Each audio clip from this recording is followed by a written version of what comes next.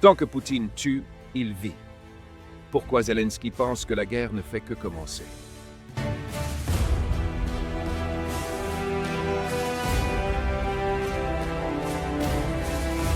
Alors que l'Europe espère une sortie de crise, Volodymyr Zelensky lance un avertissement glaçant au sommet de l'OTAN. La guerre ne s'arrêtera pas à l'Ukraine. Face à un réseau international de régimes hostiles, de l'Iran à la Corée du Nord, en passant par certaines entreprises occidentales, le président ukrainien révèle les dessous d'une guerre bien plus large et systémique. Dans ce discours sans filtre, il alerte. La Russie prévoit de frapper l'OTAN. Des composants européens équipent les missiles russes. L'unité de l'Europe est la seule réponse face à cette menace. Découvrez pourquoi Zelensky pense que l'avenir de l'Europe se joue maintenant et ce qu'il demande concrètement aux Alliés. Une déclaration puissante que vous ne verrez pas résumée ailleurs.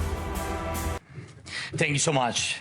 Thank you for invitation. Thank you again. Merci beaucoup, merci pour l'invitation. Merci encore, Marc. Merci, Monsieur le ministre, et à tous les participants, et merci aux Pays-Bas de nous accueillir. Merci beaucoup.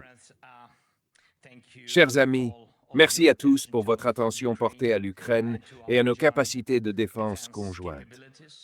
Le mot-clé ici est, je pense, conjointe.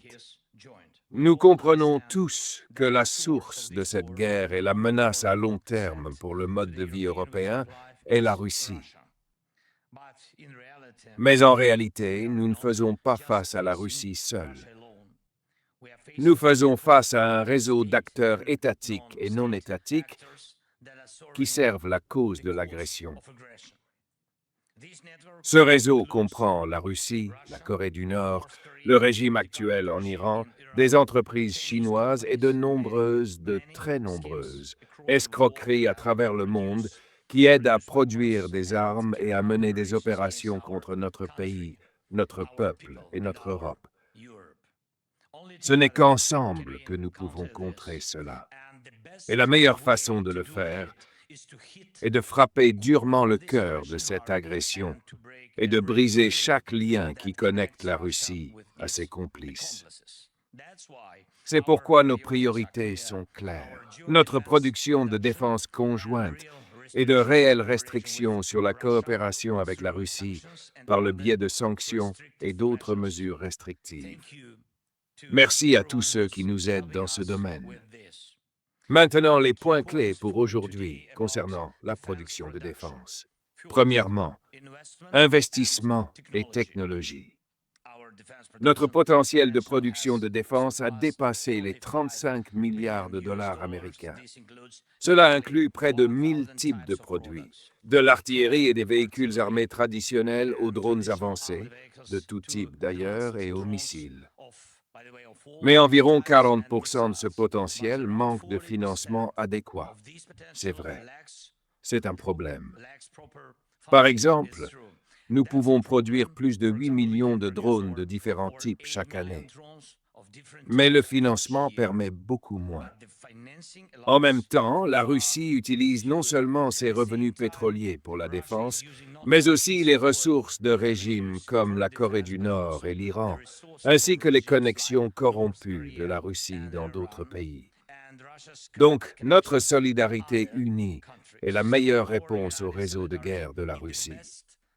Et nous sommes ouverts à diverses formes de coopération dans le secteur de la défense, y compris le partage de notre expertise et de nos réalisations avec ceux qui aident le plus.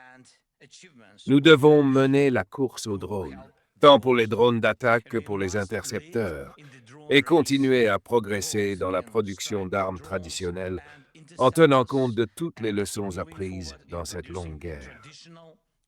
Veuillez augmenter vos investissements en Ukraine et dans la production conjointe d'armes. Et toutes les armes que nous produisons feront partie d'un nouveau système de défense et de sécurité européen plus fort. Dans ce contexte, nous saluons l'initiative européenne Security Action for Europe, Action de sécurité pour l'Europe, qui inclut des plans visant à fournir jusqu'à 150 milliards d'euros pour développer l'industrie de la défense. Et nous demandons que ce programme soit également utilisé activement comme source supplémentaire de soutien pour notre sécurité partagée. Et il est important de garder à l'esprit que l'Ukraine est un partenaire égal de ce programme, ce qui signifie qu'assurer la sécurité est notre cause commune. Deuxièmement, résilience à long terme de nos pays. Il n'y a aucun signe que Poutine veuille arrêter cette guerre.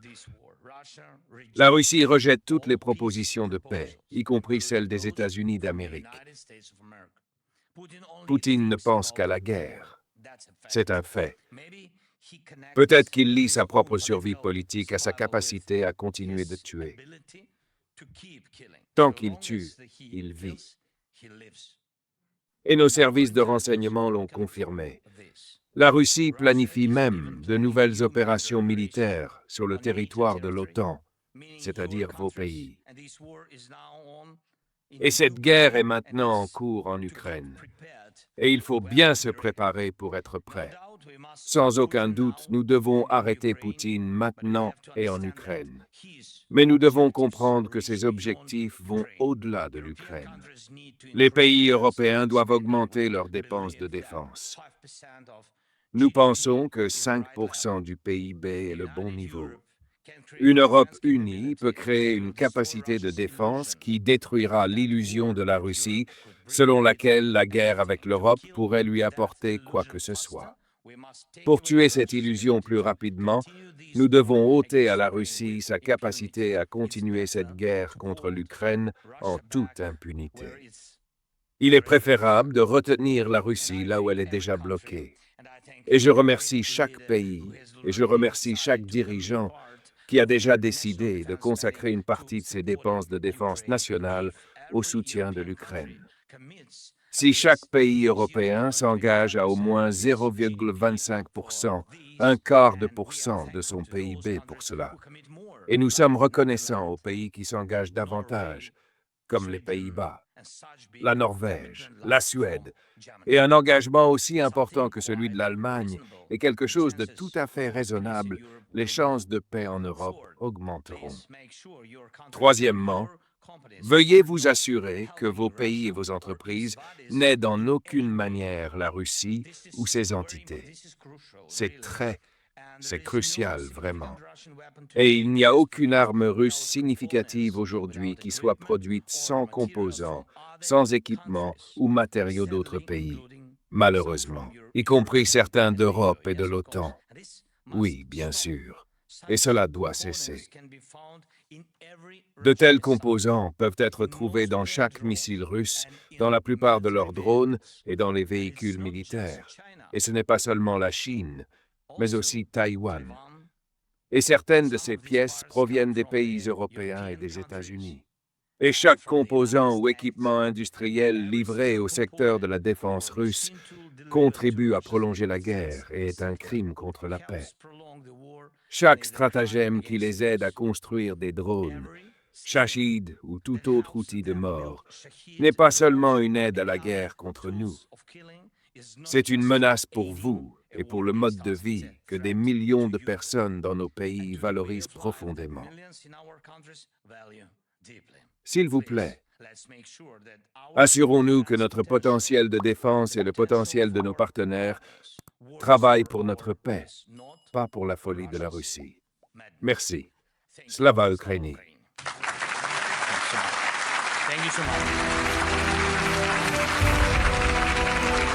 Merci d'avoir regardé cette intervention importante. Qu'en pensez-vous? La vision de Zelensky vous semble-t-elle réaliste, alarmiste ou lucide? N'hésitez pas à partager votre avis dans les commentaires. Le débat est ouvert. Abonnez-vous pour ne rien manquer de l'actualité internationale expliquée clairement. Et si vous avez trouvé cette vidéo utile, pensez à liker et à la partager.